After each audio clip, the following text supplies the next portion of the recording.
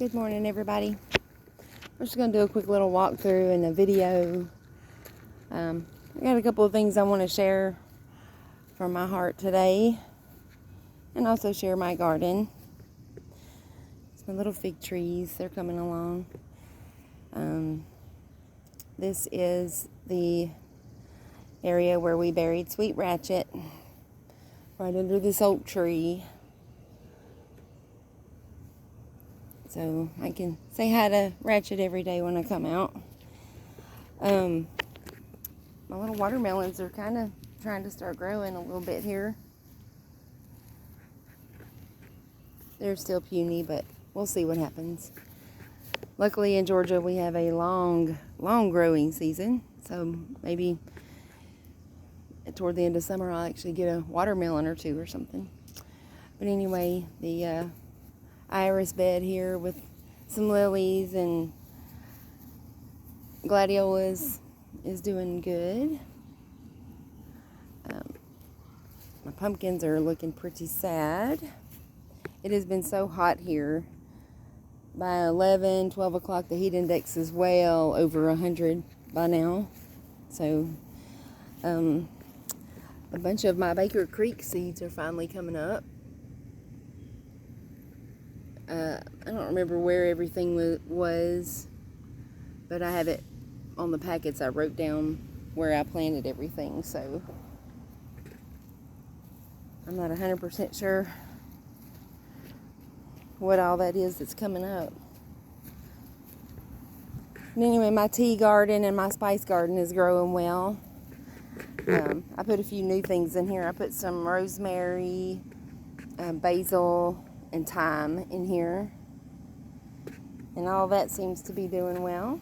The comfrey is really taking off.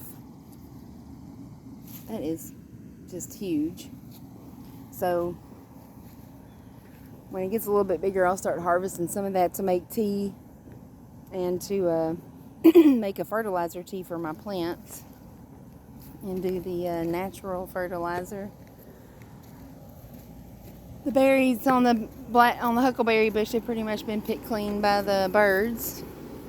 We did more sharing this year than picking.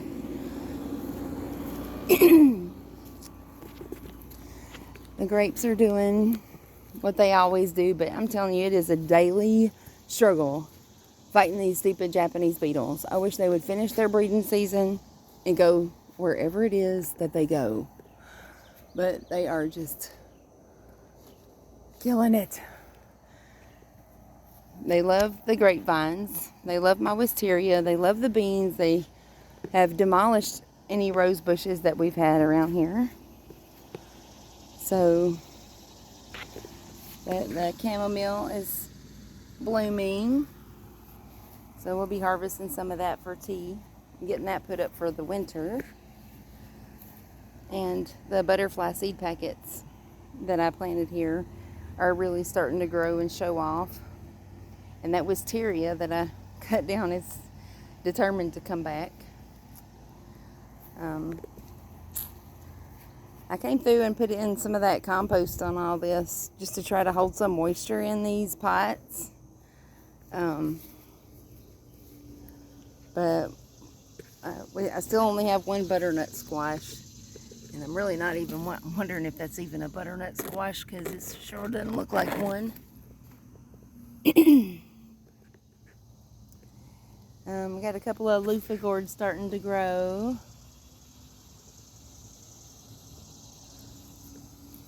Cucumbers are doing okay, except for I just think the seeds that I bought were just not true seeds, because the cucumbers that are coming on these plants are not even shaped like a cucumber.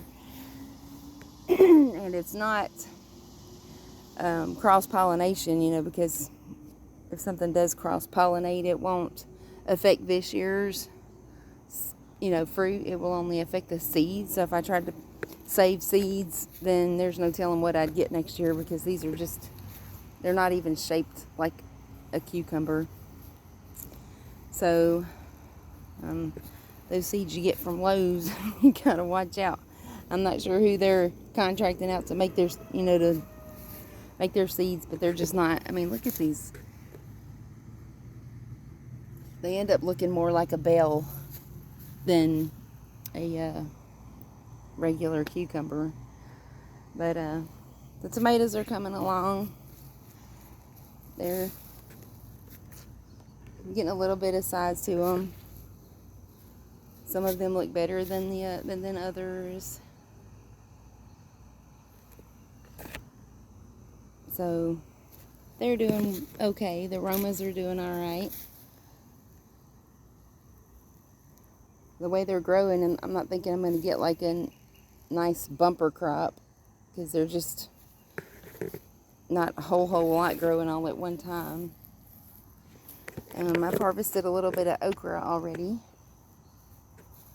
Got some little gourds growing. Isn't that cute? Just, there's gourds all over these. Of course, the one thing that you don't actually eat, you don't preserve these and put them in the freezer and put them in a soup or a stew or anything. Of course, they're growing just fine. But I did read that there was some medicinal properties to these bottle gourds, so you can look that up if you want to. I'm not going to share it because I'm not a doctor or a nurse or anything like that. So I got a couple that I need probably come harvest today. Got some beets growing nicely. I went ahead and harvested those green onions that were there. The lavender is really deciding to grow now. The sweet potatoes are doing good. They appear to be doing good. The lemon tree is doing well. Lots and lots of serrano peppers. And this poor sunflower has just had it. It's done. I'm just going to try to let it finish out, but it's gotten so huge it's just falling over. There's a rose bush, if you can see it. The Japanese beetles completely de-leafed it. There's just no leaves left on it. So I cut it back. Jalapenos are starting to get a couple of blossoms on them. They did a nice recovery after the deer snacked on them. And these are all jalapenos. My husband loves jalapenos. So hopefully we'll be getting enough to pickle some jars for him for the winter. And the peonies are doing well. I wish they were getting bigger. I was hoping they were going to bloom this year, but it's not looking like they're going to get that far. Potatoes, they're getting near, I think, where I'm about to be able to harvest those. As soon as these tops die off, then we'll be dumping these pots. This one is way further ahead and is really getting ready to be harvested. And there's Miss Brooke. Hi, Brooke. Brooke. Hi, Brookie Cookie.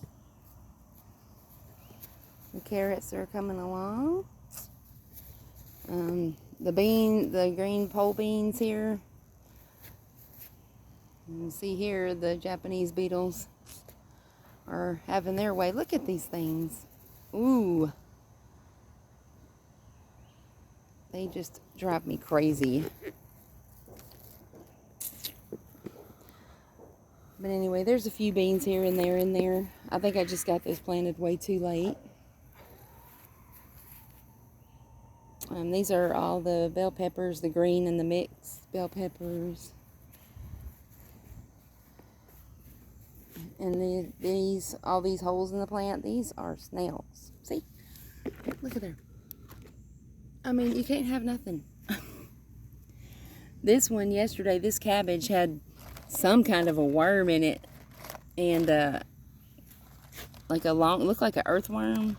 But when I tried to get it out, it moved much faster than an earthworm. It was very skinny, and I think it was one of those, I think they call them like hammerhead worms or something like that, that's taking over, starting to show up in Georgia. It's like an invasive species that'll actually do away with all of our earthworms. So hopefully that's not what it was. But That or it was a little snake. Then I realized I thought these were going to be either cherries or plums. And I realized exactly what they are. These are avocados. Avocado seeds I planted. So they're coming up. Elephant garlic's coming along. I harvested one of those the other day and put it in my spaghetti. Strawberries are doing good. Dill's going to seed. I harvested some of the oregano and sage and parsley and some of the outer edge of this celery and a bunch of onions. I got those cleaned up and put into storage. Some of them I have dehydrated, and the other ones I just, like the celery and stuff, I just cut that up and froze it along with the onions. The green onions. Got a little bit of some broccoli growing in this one. These, I'm guessing, are in dire need of some nitrogen. Brussels sprouts are still just being Brussels sprout plants. I don't really see... Oh, there's a little bit of sign of some starting to grow there. But we'll see. It's so hot. I think that I might have missed the window on that because it is just too hot for these brassicas. There's another little broccoli. But what I wanted to talk to y'all about is I've been working on my gardening quote-unquote skills pretty intensely for the last, 4 or 5 years. And every year I plant stuff. Every year I do what they say, the experts say you're supposed to do. And every year I just get frustrated and I laugh and say, well, the only reason I plant a garden every year is to remind myself how much I need the produce section at Walmart or Food Lion or Kroger or whatever, because I am just not very good at gardening. And I didn't try to start this YouTube channel so I could teach anybody anything. And actually, probably I would be more interested in learning from comments on what I am doing wrong. But anyway, so what I'm trying to get at is, if you're not growing your own food, if you're not trying to grow your own food already, if you think, well, if the grocery stores start closing and the economy gets so bad and we all get put on food rationing, well, then I'll grow a garden or whatever. It's going to take a few years of some learning curves, and it's going to take time. You're not just going to go grab some seeds and throw them in the ground and have this huge bumper crop where you'll spend days and days and days pickling and canning and dehydrating and freeze drying to, where you're just going to be so busy putting up your crop. It takes years of making mistakes. It takes years of feeling like, oh my gosh, another whole season wasted because I didn't do this right, or I didn't do that right, or I feel like I did everything I was supposed to do and I still didn't get any. And so, I was I looked up some numbers this morning, and I learned that we have 20 million commercial farms in the United States that supplies Americans, and probably a lot of it's exported, are vegetables, corn, wheat, all the vegetables and stuff that you find in the grocery store. We got 20 million farms in this country. That's down by over 200,000 since just 2007. You can look it up yourself if you want. Just ask Google. Then there are only 20,000 industrial meat farms where you get your pig and your lamb. I like lamb chops. Yeah.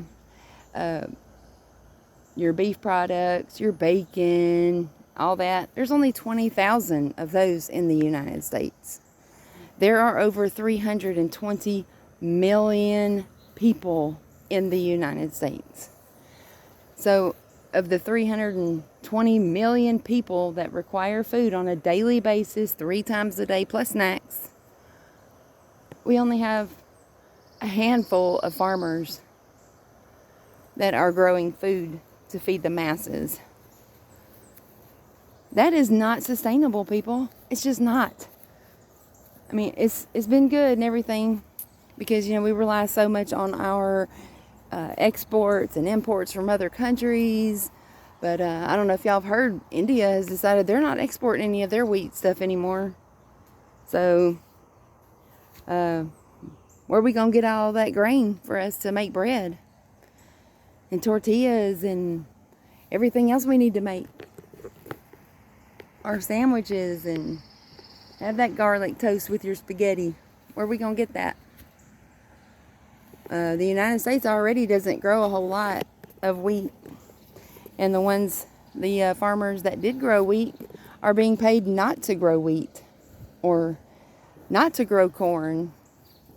The government says, I'll give you so much money for you not to plant a crop. Why would our government do that? I don't know. Maybe you can answer that. But y'all, these numbers are not sustainable. You can't have, 2 people trying to feed 5,000. And that's basically about what we're, my math is probably off, but it's not sustainable. God did not design humans to sit in an air-conditioned office, soak up the AC, go from their air-conditioned homes into their air-conditioned cars to their air-conditioned office, back to their air-conditioned cars and back to their air-conditioned home. Like, the only time people are even outside a lot is just the walk from whatever building they're in to their car.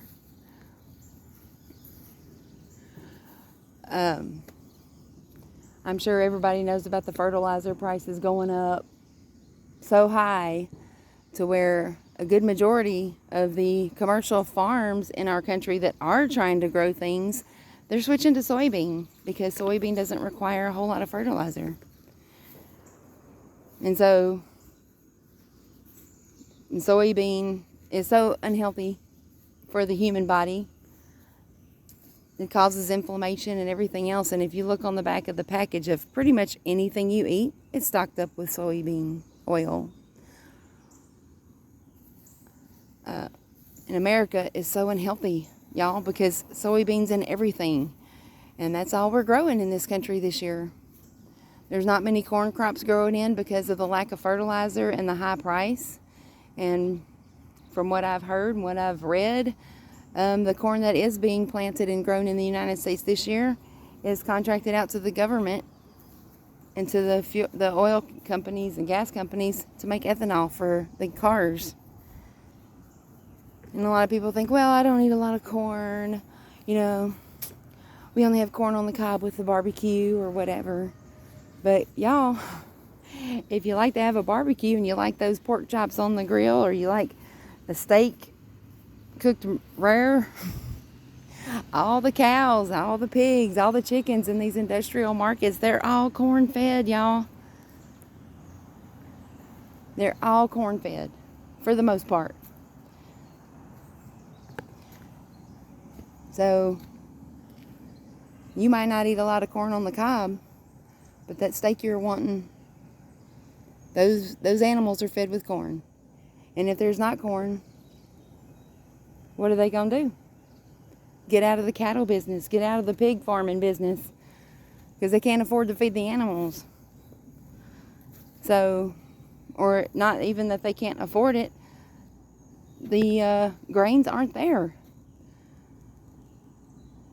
So, and then all, chickens, they say that, they had the bird flu and all that, and they went through killing millions and millions of chickens and taking out chickens from our, the meat department, causing the price of eggs to go through the roof. And it's just crazy that all this stuff just happens all at the same time. Isn't that nuts? That all this is just happening at the same exact time. So what I'm just telling y'all is just think about it. I mean, you can grow your own food. Try to grow your own food. Try to grow your own food. I mean, what's going to happen when they decide to put everybody on rationing? You can only get, we've already experienced that, you know, in the last couple of years with the situation we've all been in. You can only get, you know, 1 case of soda. You can only buy 2 pieces of meat. You can only buy 1 pack of toilet paper, you know. They've already, you know, put their toes in the water to test to see how Americans would tolerate that. How long will Americans actually put up with being told you can't go anywhere? You got to stay home. Gas prices are going through the roof. Like, ridiculous. So, you know, if the last situation didn't keep us all at home, this sure will. And that's amazing how one situation piggybacked right off the other. As soon as everything reopened and we're allowed to go out and live our lives again as usual, now look at these gas prices. I told my daughter, you know, Samantha, we're probably going to have to do church online because we can't afford that trip. You know? Not with gas prices being high, grocery store, you know, the groceries being unaffordable. We just can't make all these quote-unquote extra trips that aren't necessary. And I wonder how many other people are going to decide that they need to just stay home and watch their church services on TV or on the internet. Because it's just too expensive to make that extra drive. America needs to wake up. And I'm not saying that y'all need to all go out and in fear and clean out the, you know, grocery store and buy all the toilet paper you can fit in the trunk of your car. I'm not saying that at all. But there will come a time, and I'm believing it's coming toward this fall and winter, that we're going to all get that announcement that we're all going to be on rationing because all the food in your grocery store right now is from last year's harvest. That's not this year's harvest. And there won't be much of a harvest this year in the United States. So it's going to be rioting. It's going to be, I feel like, well, there's a good possibility that there might be, it might be considered a hazard to your health to go to the grocery store because, you know, you might get trampled. Look what happens on the day after Thanksgiving.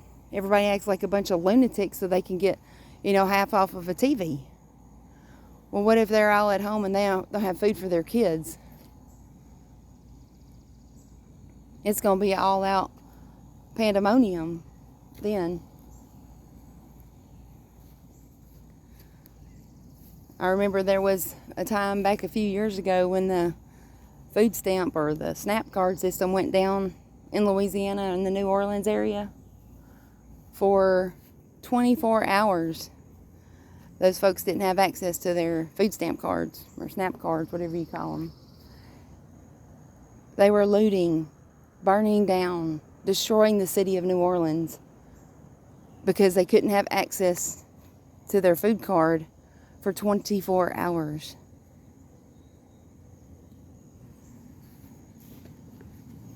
You know, look, I mean, what if there is a time when we might go months without it, without anything? Y'all, you have to start learning how to do something now. Get your kids out. Teach them how to grow something. Put some beans in some dirt and let it grow and see what happens. And watch the eyes of your little ones as they see the little seed they planted and let them taste their very first fruits. Let them get out there and learn. And mom and dad, you might have to get out there and learn too, first, before you can even teach them.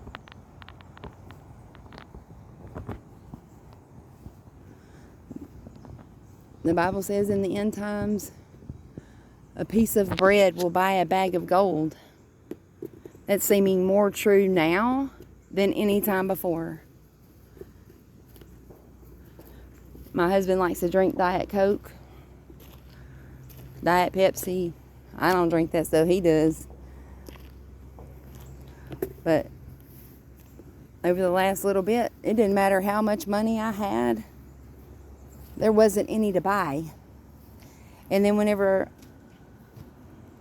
we did find it for sale, you could only buy one. And the price has gone up about $4 for a 24 pack. I say drink tea, drink coffee. But my coffee's also gone up $4. So, how long can we keep on doing this? How long can all of America sit in our offices, go get our hair and our nails done, you know, go to the movies and all this fun stuff, go shopping at the mall and getting their Coach purses and, you know, their fancy stilettos. I just laugh when I see somebody on Facebook trying to sell a $150 purse. And I just think, that was dumb. Buying a $150 purse, how wasteful. How wasteful to spend your resources with spending that much money on a purse. When at the end of the day, you go out to the grocery store, you go to the mall, you know, you go about your daily life, and having that $150 to $300, $400 purse changes your life in no way, shape, or form.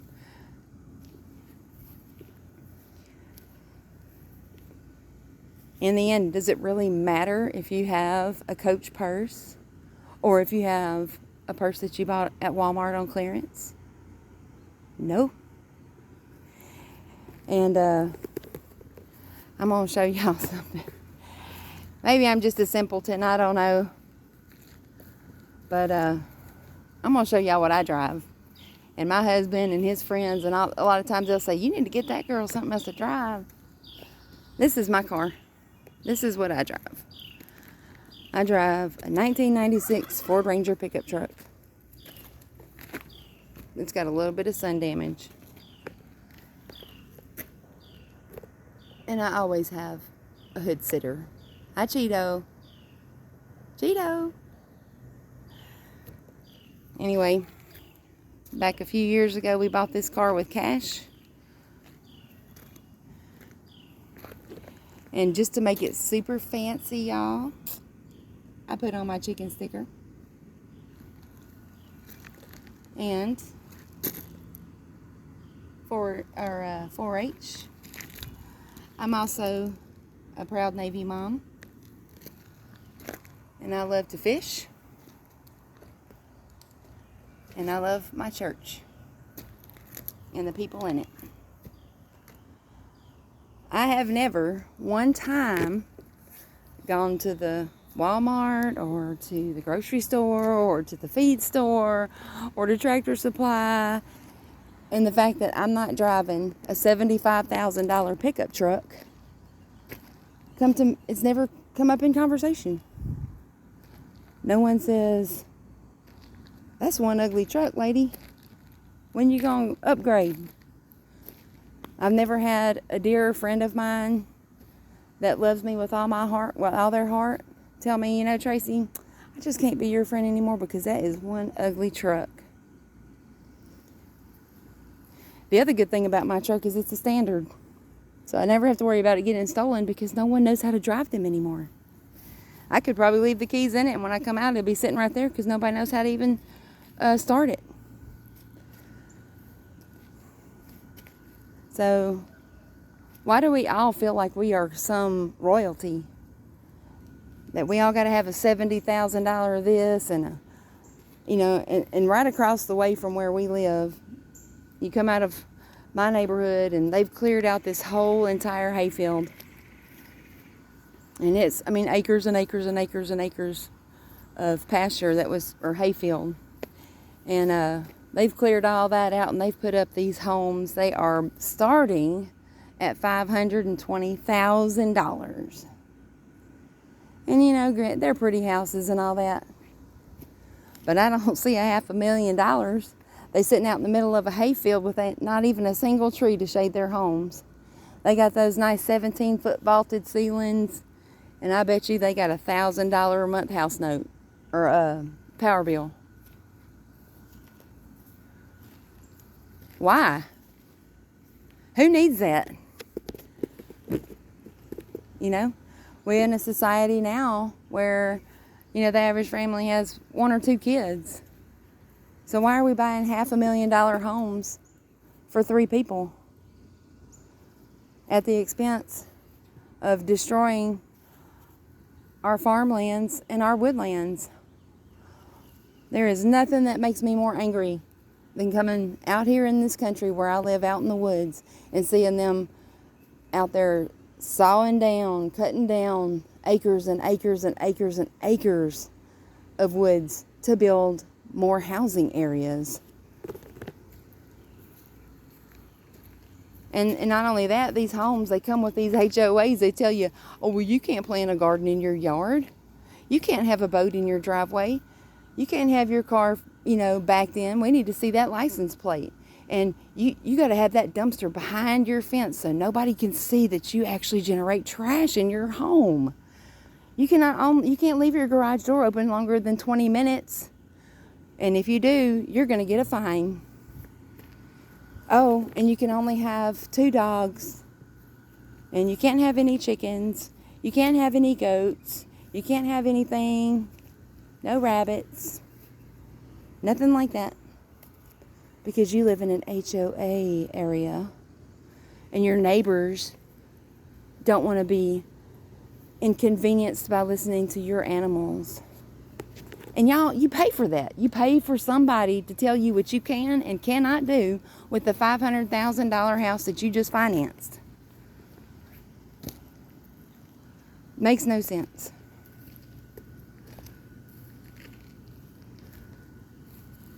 So I am very thankful that we live in a place where we can pretty much do what we want to.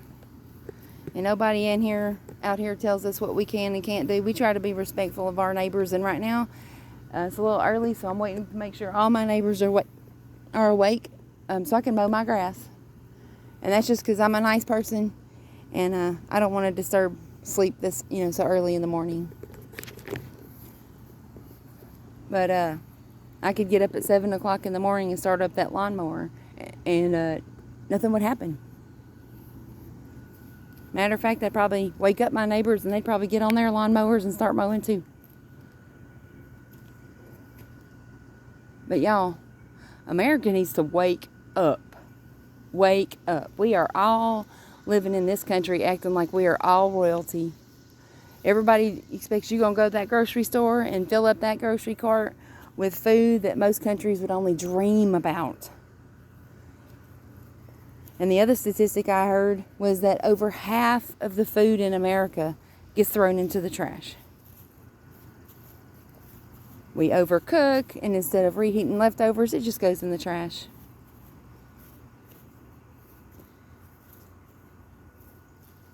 It's sad. Americans act like fattened calves waiting for the slaughter. Unappreciative of the blessings on our nation.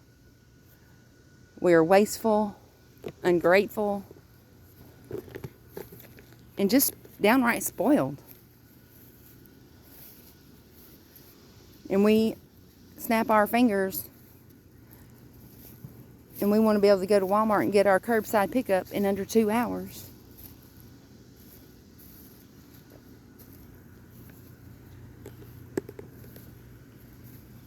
And we're just not even thankful.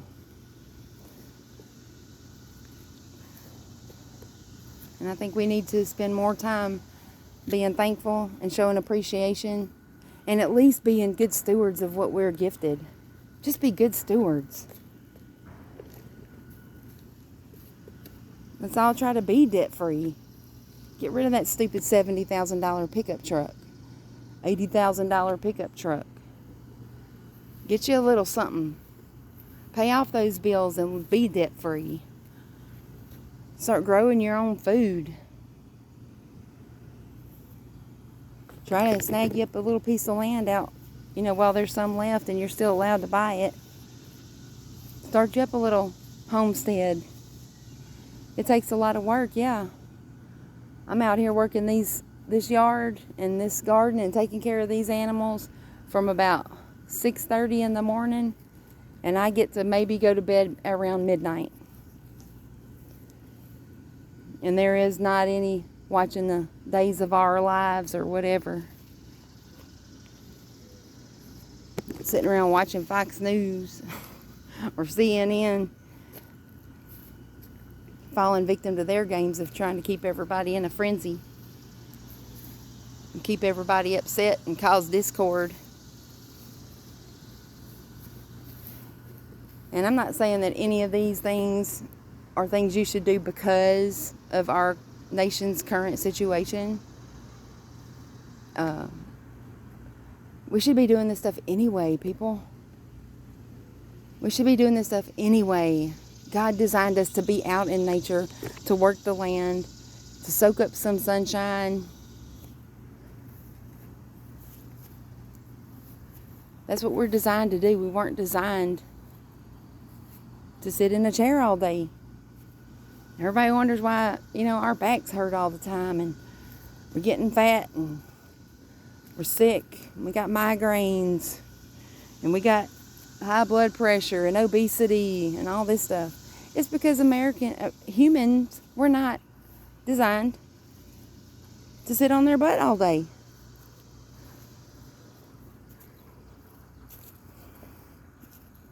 So anyway, that's my rant for today. I just thought we all need to spend some time being thankful to the Lord for all He's given us. And sometimes I think we're not thankful for what we get and what we've received until it's gone. Let's be thankful and work the land before it's gone. So that way, if it does go away, we're at least a little prepared. And you know what? If you have a few extra cans of vegetables on your shelf that you picked up a few cans extra here and there, and if the economy bounces back and we're all back to paying $1.65 for a gallon of gas and all that, what's the harm in what you've done? You just might save a little bit of money on your next shopping trips because you got a little extra.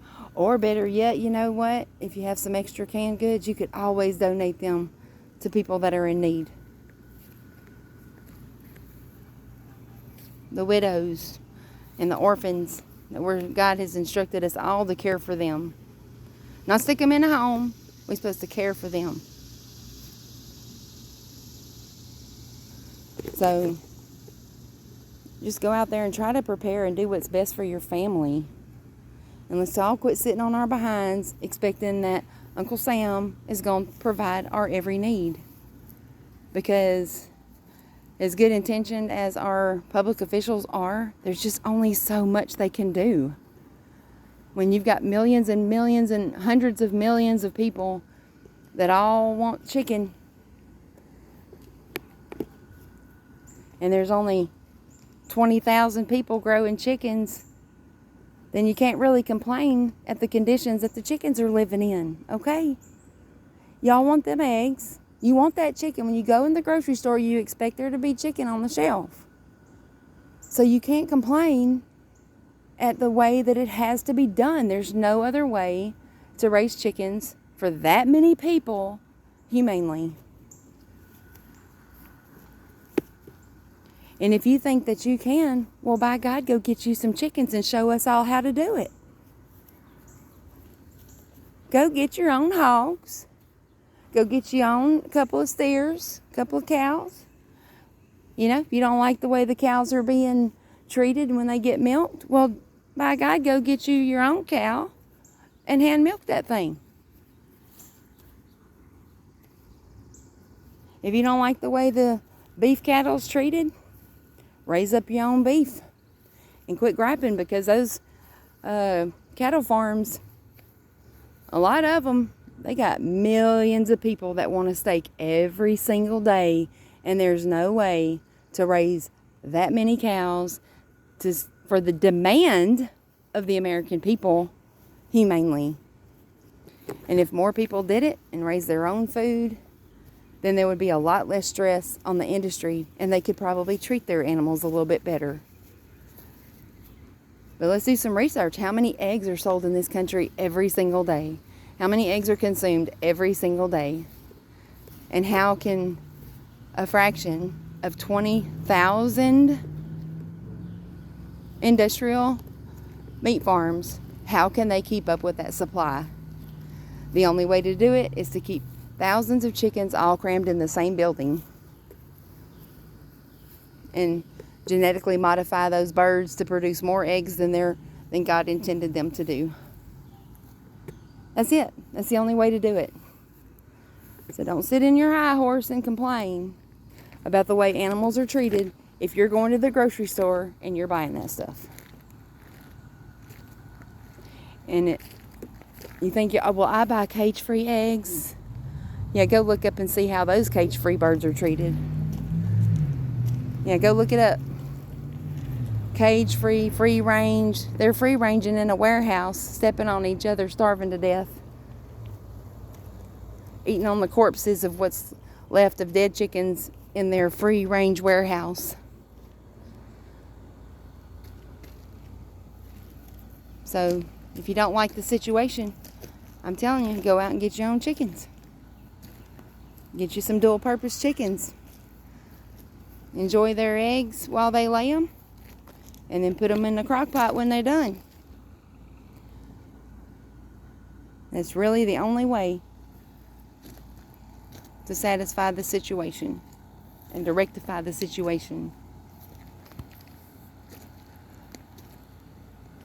I am normally a very happy, cheerful person, and I don't get too upset and too riled up over a whole bunch of things, but when I sit back and I look at what's happening to our country, and not even our country, it's countries all over this globe that's going through the same thing, because not only is India not sending us weed, they're not sending anybody else weed either. So they're going to hoard it and keep it for themselves, which good for them. That's what they ought to do. They should care for their own people first, just like we should care for our own people first.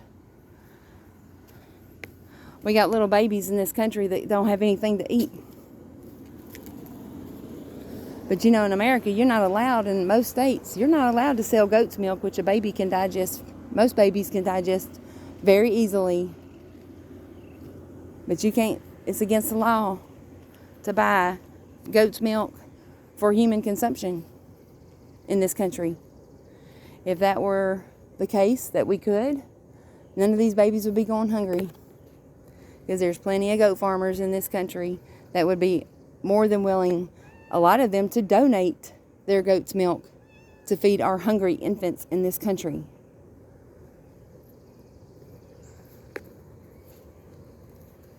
Elections have consequences, and our lifestyle has consequences. We reap what we sow, and we are well in the middle of that. So, as y'all been looking at my garden, if you have any idea how to help me increase my production, because I've done just about everything I can think to do. This ground here is hard red clay. You can see it right here. I actually had to have a friend of mine with a backhoe come and dig me a hole, because it needed to be about 5 feet deep to put ratchet in there. And he said it had taken me 2 weeks with a shovel if I ever got it dug. He said it was harder than a rock. And in under 5 minutes he had it dug out with that backhoe, so I'm guessing I need to get me one of those. But yeah. I haven't ever had the soil tested here, because I'm not really sure that you can call this soil.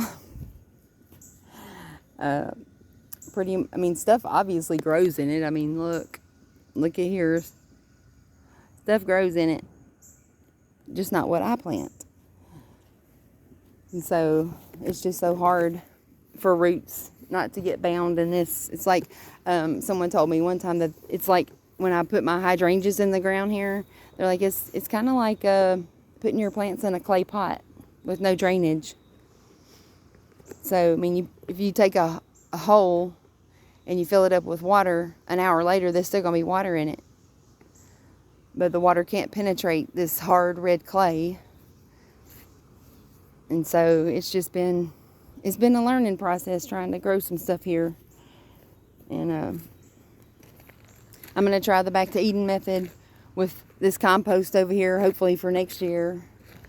And see if we can do something with that. But, yeah. I'm done fussing for the day.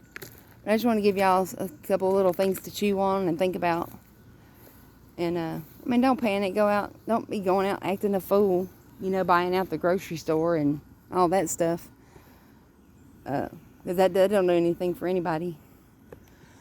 And then, just start trying to figure out how to grow some stuff. Just build your confidence. Buy a little packet of parsley seeds and stick them in a flower pot. Grow you some herbs. They're the easiest things to grow. Grow you some herbs. And you'll see how much better they taste when they're grown fresh from the work of your own hands. So get out and try to do some stuff. Teach your kids some stuff. And I hope y'all all have a blessed day. And y'all are all thankful along with me for all the blessings that God has given us. Y'all take care.